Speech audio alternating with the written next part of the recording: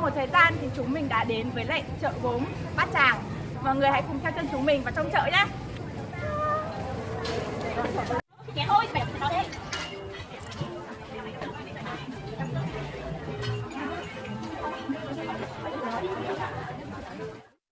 Thôi, wow, một con này thì út trời ơi.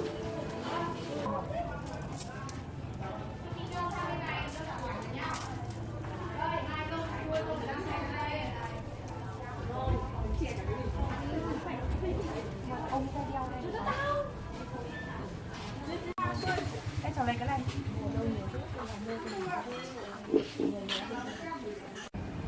Xin giới thiệu mọi người, đây là một gian hàng nhỏ trong chợ của Bát Tràng.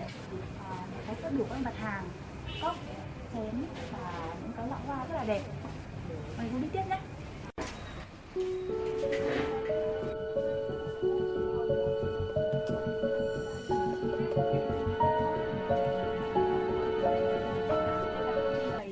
Chanh làm bằng gốm sứ, mọi người hãy cùng đi nhé.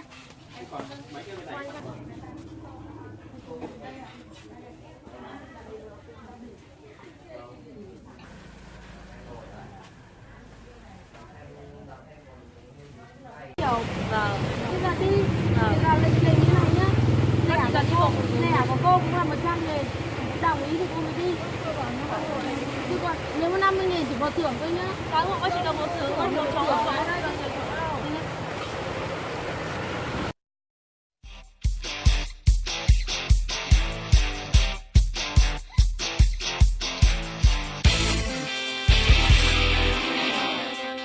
Những sản phẩm ở cái gian đầu kia ấy để bán đi muôn nơi ấy, là nó đã chín rồi. Hàng không được sờ những người sờ thoải mái. Vâng ạ. Hết sức cẩn thận đấy. Đấy, vào đây để nghe cô nói những hỏi đất để làm gì. Và tất cả vào đây. Vào đây em vào đây. Đi hết vào đây nghe cô nói này. Cho vào đây trong bể này để đánh hồ, gọi là hồ rót đất sét. Cho vào đây đánh máy nghiền mấy tiếng thì nó mới ra được hồ rót như thế này. Nghiền mấy tiếng. Đấy. Đấy, lọc qua một màng lưới. Khi nghiền xong, đấy, dẻo như nước trắng bánh cuốn này, làm bún ý. Đấy, gọi là hồ rót. Nghiền qua mấy tiếng, xong lọc qua một cái màng lưới, rồi mới dọn cho khỏi sạch nhá. Khi đặt lại rồi, người ta mới sau một ngày người ta mới dỡ. Đây cái thí như thế này, họ sẽ cho vào đây để dọn cái hồ vào cháu nhá. Đấy, ép chặt cái khuôn lại. Sau một ngày ra ngoài này hết dưới đất này, sửa thanh lam ba viên đi, dợm hết xung quanh rồi mới vẽ lên. Đấy, vẽ lên vào hôm nào vào lò người ta mới phủ một lớp men lên. Thí dụ là cái bình hoa chẳng hạn thì cứ phải dội lên, hoặc là cái xé lọ bé thì dúng vào thùng men. Thùng men là gì, nó đục như nước bọt sắn ý. Ở đây là hôm nào phải vào lò anh ấy mới cho cái máy anh phột lên. Chanh mà không dội được thì phột xong rồi bắt đầu mới đưa vào cái lò ở trong kia vẽ nung. Đấy. Đấy, tiếp cái lò thì tí cô cho xem. Đấy, xem các người thợ vẽ đi. Đấy. Cái lò nó nằm trên kia. Tuyệt đối không được va xung quanh đâu. Đây, đây là cái lò nung. Đấy. Khi mà nung lò là người ta kéo ra đây như một cái phản ấy, đặt những tấm kê kia lên và chồng hàng lên và đẩy vào đây đun. Đun ở 1000, thường thường là 1250 độ. Nhưng bức tranh này có thể phải hơn thế, 8 đến 10 tiếng. Đấy. Thế cô nói để các con hiểu đấy. Còn không hiểu ghi số điện của cô có rồi đấy. Thì về nhà hỏi cô Lâm ơi các công đoạn nó như thế nào, cô đọc cho con ghi.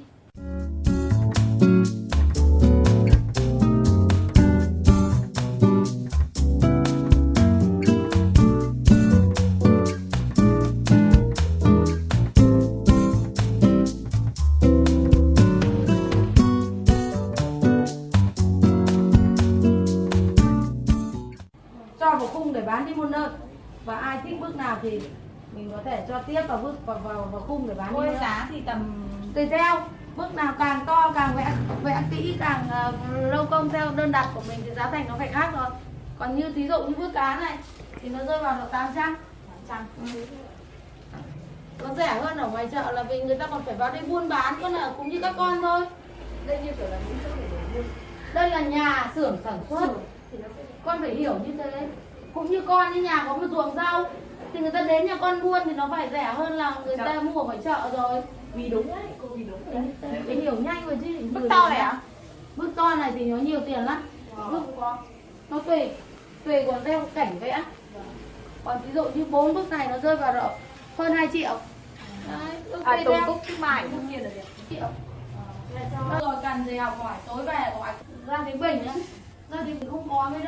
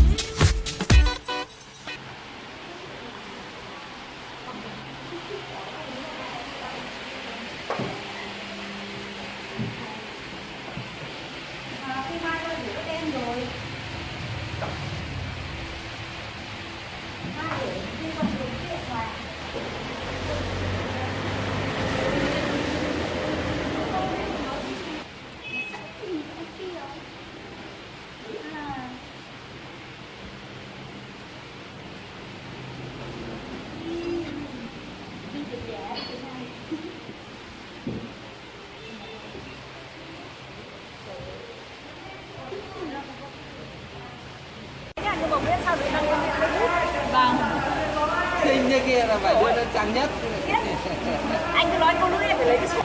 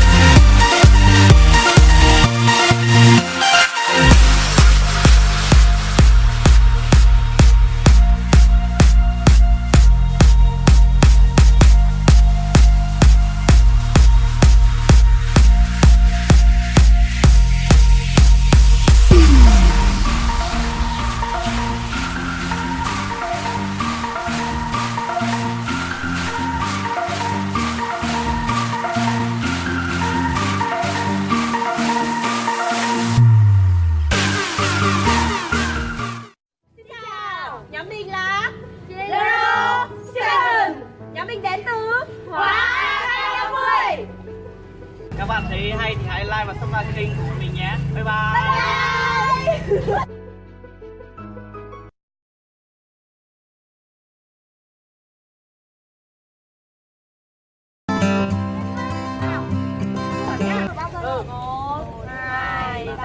Xin chào, nhóm chúng mình là Leo Seven. Nhóm chúng mình đến từ Khóa K50.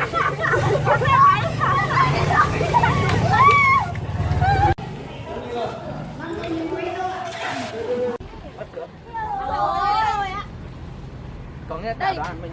Đây được gọi là hướng dẫn viên du lịch. Đấy, anh Khang đang quay từ đằng trước sau ấy. Wow. Đây là hướng dẫn viên du lịch. Anh em vào.